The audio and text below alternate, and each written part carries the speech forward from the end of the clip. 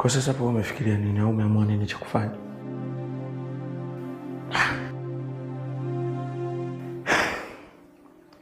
Yenjo hapa ni makazi ndugu yangu.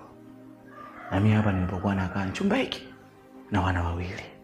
Sasa nikisema niende naye kule itakuwa nauma.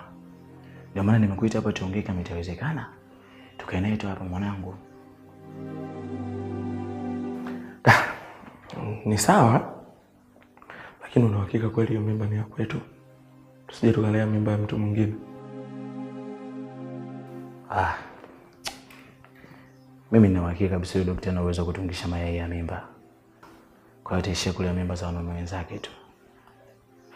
Wewe mpangilie tu kwa tutakaa naye hapa na muonyeshe ile jiko kule nje ili awe anatupikia.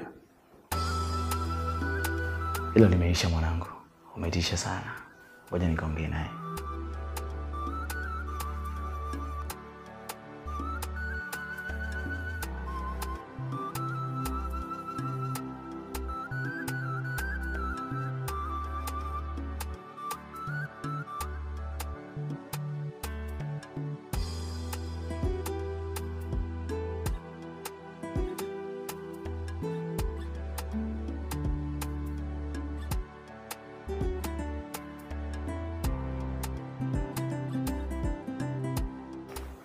Pole. Asante. Sasa mkangu kuwa huru. Kwanza leo tutaishi hapa. Na wewe unamwona pale ni kaka yangu. Tutakuwepo naye. Sawa. Kwa hiyo tutakuwa watatu tu hapa ndani au kuna watu wengine? Sisi tutakuwa watatu tu nadhani.